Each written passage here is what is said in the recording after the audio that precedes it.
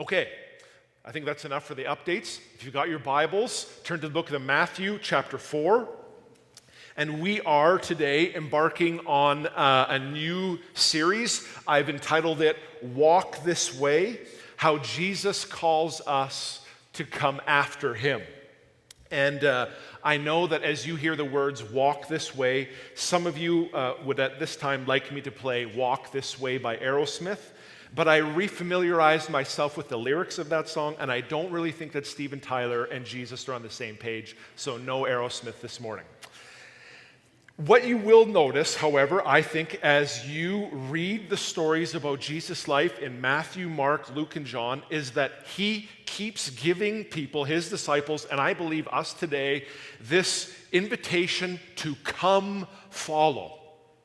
Regularly, he says, come on, come follow. Perhaps one of the first times he ever said this to some people was when he was at the lake. And to see the story for yourself, you need to see Matthew chapter 4, and I want to read a little story that begins at verse 18. As Jesus was walking beside the Sea of Galilee, he saw two brothers, Simon called Peter and his brother Andrew. They were casting a net into the lake, for they were fishermen. Come, follow me, Jesus said, and I will make you fishers of men. At once they left their nets and followed him. Going on from there, he saw two other brothers, James, son of Zebedee, and his brother John.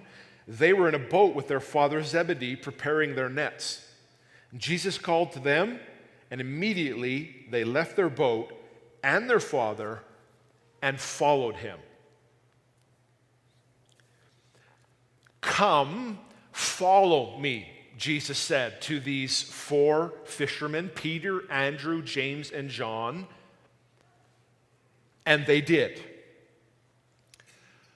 Come, follow me, Jesus says to us. The same thing. That's the invitation I'd like us to consider as we enter into this routine we call fall. The responsibilities, the rigmarole, call it what you may, in the midst of all that's going to happen in September, October, November, December, what's your response to Jesus' invitation to follow?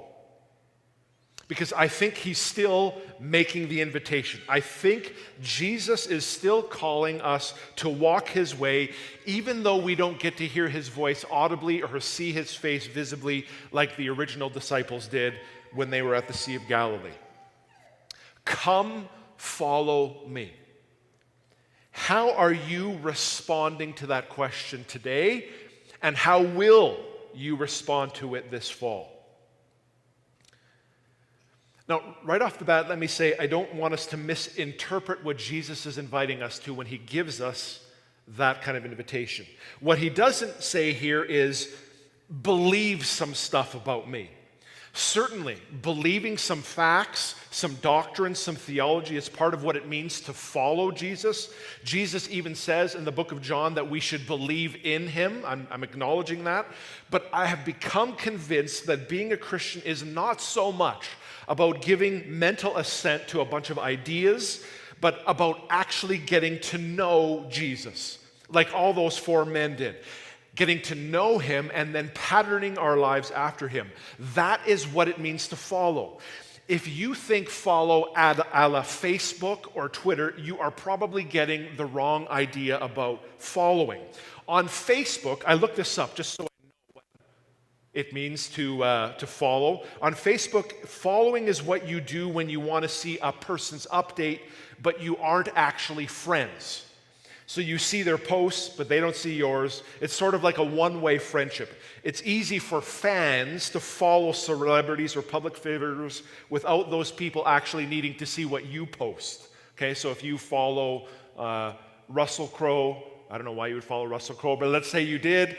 If you're his friend, you can follow his post, but he doesn't actually have to look what's going on at your family picnic last week, okay? You can follow someone on Facebook without actually being their friend. That's not the opportunity that Jesus is presenting us here. Following someone on Twitter means you've chosen to subscribe to their Twitter updates. And when you follow someone, when they put up a new message, then it shows up in your phone or your computer or whatever with hashtags, which I don't get. Hashtag, I don't get it.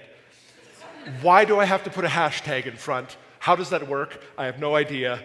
Anyways, following Jesus Twitter style or Facebook style is way far away from the kind of relationship that Jesus invites you to when you follow him. Peter, James, John, Andrew, we call them disciples for a reason.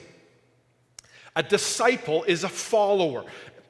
Maybe better put, he is an apprentice. We know about apprentices, especially from the trades in our world. Carpenters, electricians, masons, plumbers. These people are apprentices. They learn from experts. They learn from master carpenters, master builders, how to construct and develop buildings that are safe and practical and beautiful. And there are actually apprentices in the arts as well. My daughters, Katie and Maya, have piano lessons from their teacher, Christina. Christina was playing bass this morning, but that's actually like her secondary instrument. Christina is a strict and hardcore teacher. I know this because this week, Katie, my oldest, kicked Maya in the hand and broke her finger. And she currently has a cast on her hand, and she was hoping that, having a broken finger would at least mean that she could postpone piano lessons this fall. But Christina said no, because she is also an occupational therapist, and she will make sure that Maya's musical development will continue safely despite this setback. So what could we say? What could Maya say to that? Piano lessons for Maya and her broken finger begin tomorrow, I think. But I digress. Christina has apprentices, disciples that are learning from her how to play the piano. And what's the idea? Well, she gives them theory. She teaches them about the notes, the rest, the Italian terms, how fast or loud you should play. But it's not just the theory. As an apprentice of Christina, you actually have to play the piano. And she teaches techniques and encourages you to follow the techniques that she uses herself. And she gives you homework that you will need to do if you're going to be a good pianist. And it's not just about the piano. As Christina's disciple or apprentice, my daughters are following her. They are learning from her example. The point of being her apprentice is that they could eventually learn to play like her. So transferring this to what we're talking about, following Jesus, quoting Dallas Willard, a disciple is simply someone who has decided to be with another person under the appropriate conditions in order to be capable of what that person does or to become what that person is. So what are we as disciples or followers or apprentices of Jesus? What are we supposed to do or become? Well, it's not primarily about playing piano, is it? Being a disciple of Jesus is more comprehensive than learning just a particular skill or trade. Being a disciple of Jesus means that you are endeavoring to live your entire life, your work life, home life, family life, thought life, recreational life, the whole kit and caboodle in a way that pleases God. To live your life as Jesus would live it. Jesus himself in Luke 6:40 said that every student, every apprentice, every follower, when they are fully trained, will be like their teacher. And so, borrowing from this guy again, who, and you've heard me quote this many times over the course of my ministry, this is, I think, a very helpful way to think about what I am doing when I am following Jesus. What am I doing when I'm trying to be a disciple? I am learning as a disciple from Jesus to live my life as he would live my life if he were I. I am learning from Jesus to live my life as he would live my life if he were I.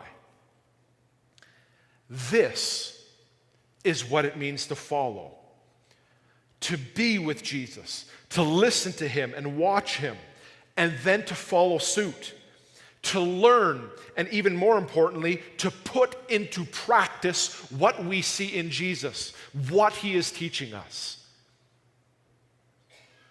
So as Dr. Phil might say if we were here this morning, so how's that going for you? Seriously. Are you a follower? Are you a disciple? It's different than asking the question, are you a Christian? Are you going to heaven when you die? Sometimes that's very easy questions for us to brush off as people who've been in the church for a while. While yes, I've prayed the sinner's prayer, and of course I'm a Christian, I believe the Apostles' Creed. Well, praying a prayer, believing a set of core beliefs, those are important. But they do not fully describe what it means to be a disciple, what it means to follow Jesus. And followers is what Jesus is after. So, if someone were to ask you right now, if you were a follower, a disciple, an apprentice of Jesus, someone who is listening and watching and putting into practice what Jesus teaches and models, what would you say? Here's what I mean. Maybe you don't know this, but I too am a pianist.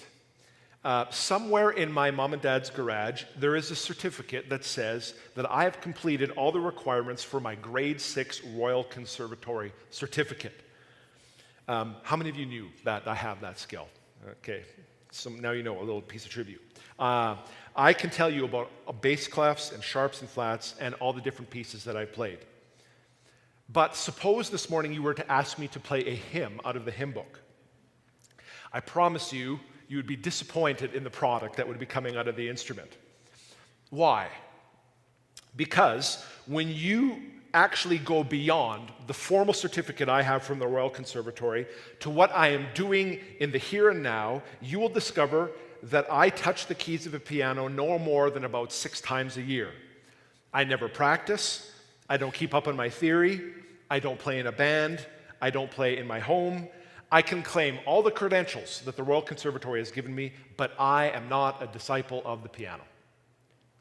So if someone were to ask you, in the same way that you might ask me, like, are you a pianist? Are you doing something about that? If someone were to ask you, do you follow Jesus? Like, show me some evidence that might convince me that you are a disciple of Jesus. What would you say? Like, not just like sometime in the past that you went to Sunday school, you did this as you were a kid, but right now. As you're thinking about that, let me consider with you a couple questions or objections you might have. Objection number 1. Well, I'm not the kind of person that Jesus would call. The idea being that Jesus calls special people, the apostles or holy people or well-qualified people. Well, let's just think for a little bit about this story. Who were the guys getting the call to follow here? 4 fishermen. Small business owners. And there's lots of speculation if you read the books about why he called fishermen, but really there's no good answer. Jesus chooses his followers as he sees fit, regular guys who were working a family business. He would later call a tax collector, someone who was not very popular in that current society. He would call a radical right-wing political guy named Simon the Zealot. He invited a Samaritan woman who had been divorced 5 times. Later, he called a murderer named Paul to follow him. By the end of the 1st century, Jesus was even calling followers from other religions. The thing is, you just can't tell who Jesus is going to call to follow him. Actually, he often says that his favorite people to call are people who no one else picks. Even people who aren't particularly good. Maybe, as many people think when they think about following Jesus, being a Christian, getting involved in church, they think, I'm not good enough. I have too much baggage. I've done some things, I've had some experience in my life that would likely disqualify me from ever following Jesus or him inviting me to be one of his followers. Well, the historian Luke, we heard a little bit of his writing earlier in the service today. He actually gives a little more detail than Matthew here about what happened by the fishing boats on the Sea of Galilee that day. And you can read about it in Luke 5. But when Luke tells the story about Jesus calling these guys, he says that Peter was considering Jesus' call to come after him, to follow him, and he almost turned it down because he said, I quote, "Go away from me, Jesus. I am a sinful man." And you know what Jesus said? Don't be scared. Follow me. So I would say your sin, your failure, the disappointment in your life, it does not disqualify you from following Jesus. In fact, it would seem that for most people who get called to follow, failure, sin, it's almost like a prerequisite. Objection number 2, and this is what a lot of people think in our society today: doesn't following Jesus essentially boil down to following a bunch of rules? You know, do this, don't do that, 10 commandments, golden rule, do. That's what it means to follow Jesus. Well, I don't think so. And I learned this, or was reminded of this, by watching a sermon series by Andy Stanley called Follow. I don't know if any of you are familiar with Andy's preaching. He's the son of Charles Stanley, lives in Georgia. You can, if you want, see the entire series he calls Follow, which would probably be touching some of the same themes we're going to be working on this fall. But there's like 10 sermons there. If you Google Andy Stanley and Follow, you'll get right to the linking and you can watch all his sermons for free. He is an excellent teacher. You could wonder why you don't just go online to his church instead of coming here. But I would recommend them to you very much. Follow Andy Stanley. But what he points out is that when Jesus invited Peter, Andrew, James, and John to follow him, he was essentially inviting these guys into relationship with him. He wasn't inviting them, he didn't give them a bunch of rules or like, this is what it's going to mean, or here's what you have to do, or are you willing to adopt this code of ethics? He invited those guys into relationship with him. And relationships change us. Many of you are married, like me. And think about what happens when you get married. At the beginning, when you get engaged and you're looking forward to this wedding day, you really have no clue what you're in for, right? That's kind of the trick. It looks like this and you have no idea really what you're getting yourself into, but you go with full gusto. And so you get into this thing, but marriage doesn't really come with like a whole lot of rules, does it? At least when I was married by my dad, who was a pastor, I didn't get a rule book. You just make a commitment to your husband or your wife. And the more you get to know them, the more you spend time with them, the more you develop your appreciation and respect and love of your wife, in my case, all kinds of actions and responses and changes in behavior come out of that as the relationship grows. It's not so much about the rules. Like, I don't wake up in the morning and go, okay, rule 129, make compliment when she looks good. Oh, hey, just want to follow the rules this morning, Cindy. You look great. Or rule 223, do not flirt with other women. Okay, better not do that because it's in the book, right? I got to follow the rules. No, I love my wife, and certain behaviors, attitudes, perspectives, orientations change because I am in the relationship with her, because I love her. And because of my love, because of our relationship, I've grown, I've changed.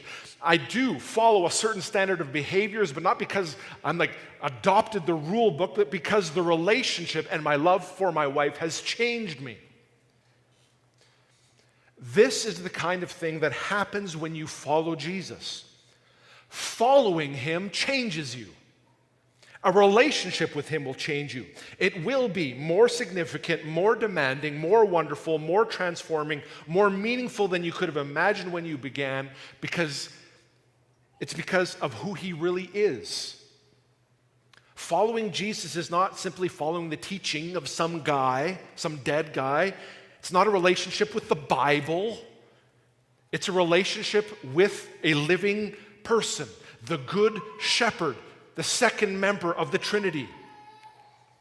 And I've said this before, let me say it again. A person.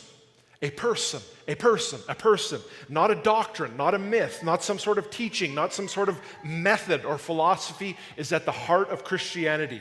A real alive, historical, flesh and blood person who knows you and can be known by you. Come. Follow me, that person says. What's your response? Here are some ways that I suspect Jesus may be calling you to respond. They're not exhaustive by any stretch, and if I know Jesus well enough and how he works when we gather together like this, he's probably speaking to many of you in very diverse ways that I could never imagine when I crafted this sermon.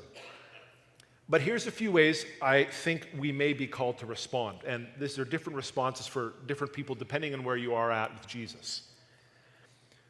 First of all, I wonder whether one response for some of you is just to spend more time listening to and observing Jesus. You just need to spend some time listening to him and observing him. What you notice when you look at this story, when these guys get the invitation to follow Jesus, they drop everything and go. And as we're going to see as we continue this series, the call to follow Jesus really is all-encompassing. And we as preachers, we love to preach like, hey, Jesus calls you to surrender all. We love preaching that so much we make songs that have like 50 verses about surrendering all, so that you really get the point. And that is there. And usually when I preach this text, I talk about this incredible, the incredible cost of following Jesus because it's so big. But I think, as I've studied a little more and reflected, I think that Jesus recognized that sometimes it takes time to get to the drop everything stage and follow. The reason I've come to that conclusion is if you read John's account, so John is one of the guys who is called there. He actually wrote a biography of Jesus. It's called the Gospel of John. John, son of Zebedee, in this story, if you look at his account, you will see that he actually met Jesus before he got called at the lake. You'll read it in John 1. And John and his brother, they met Jesus. They were listening to him preach. They were intrigued. He and his brother started following him around a little bit. And the first time that they ever talked, Jesus kind of sees them following after him, and he says, can I help you guys? And they respond with a very deep and penetrating question. Where do you live right now? That's the question they asked Jesus. And you know what his response is? Come, and you'll see. And they did. And they hung out with him all day. Eventually, it seems they went back to fishing, but their first meeting with Jesus was like, come and see where I live. And they hung out. So in our story, in Matthew, they dropped their nets and left their dad hanging. Well, they did that because they had already listened to Jesus a bunch and seen him in action. The point is, one valid response when you hear Jesus calling you to follow is just to take some time to hang out and listen without feeling that you immediately need to take a vow of celibacy or sell all your possessions or change your job. Jesus is okay with questions, with taking time to listen and to learn, to build some foundation of trust. And for some of us here this morning who are at that stage who really don't know much about Jesus, don't know if you want to be a follower, I suspect that spending time listening and observing him might mean coming to church, listening, participating in the life of this church. We actually, I'm excited to let you know that in 2 weeks, we have a special guest named Michelle Tepper, who is an itinerant speaker with Ravi Zacharias International. Some of you have heard a big effort in our campuses in Calgary this fall is to bring Ravi Zacharias, who is one of the premier speakers and apologists. That is, he answers difficult questions about the faith. Those are coming for many of our students in Calgary in the next couple of weeks. Michelle is one of his team. She actually has been in Europe as a guest lecturer at the Oxford Center for Christian Apologetics. So she didn't just kind of like read a few books and we asked her to come and speak. She's been on a place where people are thinking very seriously. But we are going to bring her 2 weeks, September 27th, in the Sunday morning service, and she's going to be speaking on the question, isn't Christianity boring, exclusive, or irrelevant? And we are going to have a Q&A time. And so maybe if you're a person who's like got some bigger questions, that's going to be an excellent Sunday for you. The rest of us, I think that would be an excellent Sunday if you have people who maybe they would follow Jesus, but they got a lot of questions they need to answer first. I would suggest to you that that's going to be a fantastic morning, and that would be a great Sunday to say, hey, if you've got some questions, just want to hang out and listen, why don't you come? And it's going to be a very good morning, again, 2 weeks from today on the 27th. Perhaps spending more time listening to Jesus means with having conversations with other Jesus followers about what they're doing. It might mean reading some of the Jesus stories yourself. That's always a good place to start in the Bible, or the book of Matthew, Mark, Luke, and John. So I just want to say, make no mistake about it, the call to follow Jesus is huge. It's all-encompassing. It's like marriage. It's far more than you might have bargained for initially. So it's okay to ask questions and see if Jesus is for real. Another step you might take in your followership is to make a commitment. At some point in our lives, we can't just keep putting Jesus off or tell him that we need to think about it. Some of you in this room today have heard this call to follow before, and you haven't been ready for whatever reason, and you haven't been ready to say, okay, I'm in, I will follow. For some of you here, it's been more of a resistance thing. You don't want to follow Jesus. You'd rather do your own thing. Well, maybe today, as you hear the word of Jesus come through the word of God, maybe today is a day to put down your nets, lower your resistance, stop what you're doing, and follow. And that can happen with a simple prayer. Something like, Jesus, I don't know all this entails. I'm scared, but I've seen enough of you. I've heard enough from you. I've experienced enough to take the next step. Consider me your follower. And I invite you to take that step this morning by speaking with Jesus in the coming minutes as we go to communion in just a moment. The third thing, and the third step we might take to follow, is to take some more intentional steps in our followership. That is, I think some of us here in this room need to take following to the next level. Some of us have considered ourselves followers of Jesus for a long time. But just like kind of my piano thing, we have no idea kind of what we're doing now. It's just kind of like, well, yeah, I play piano, I guess. I haven't really done much about that. And we just kind of hope that it's going to work out. I guess I'll follow. It's sort of going to happen on its own, I guess. But here's what I know already about your fall. I know it's going to happen. It's going to get busy at work.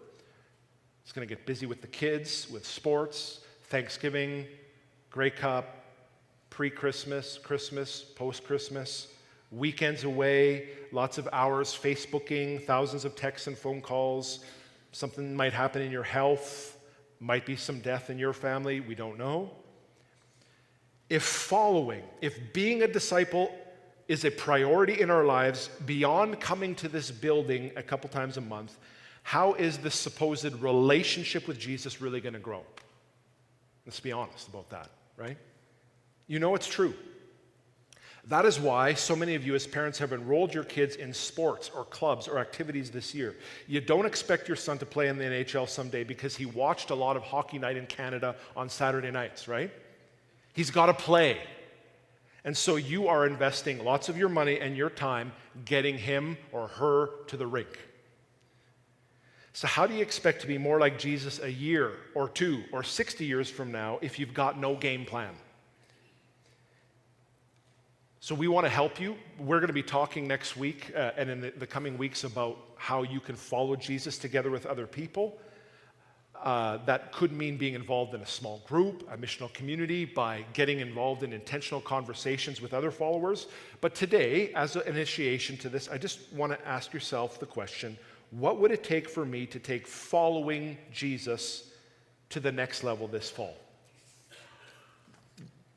What am I doing? I'm doing this myself.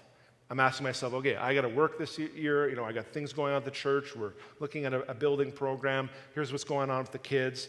I've got to make sure that Christina's going to be happy with my daughter's health and they're going to play well. But I also have to consider what is this Jesus following looking like? Who's with me? What's that look like? How am I going to be talking with Jesus? And how are the other Jesus followers going to be around with me? And so I invite you to begin this fall to take some more intentional steps to follow. All right? I'm going to pray for us as you think about that, and we're going to go to the communion table. As I pray, I just want to invite those of you who are serving and those of you who are going to be leading worship to come to the platform. If you're going to serve communion this morning, there's going to be some space right on the front row here. If you could just come and sit down until we're ready to go. Would you pray with me?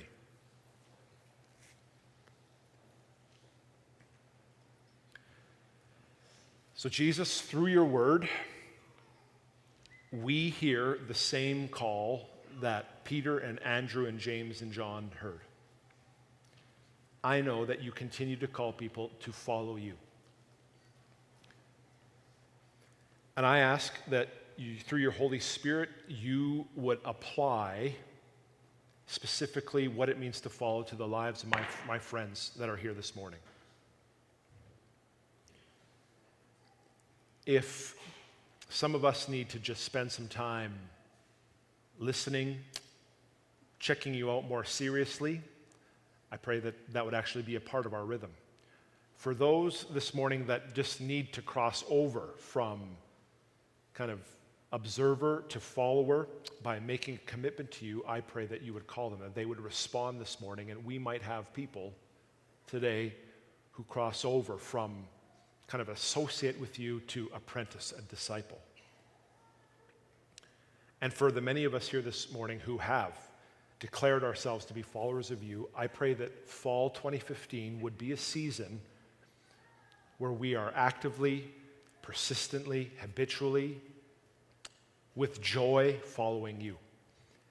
And that as a result, you shape us into people who live and act and think and serve others like you. I pray this in Jesus' name, amen.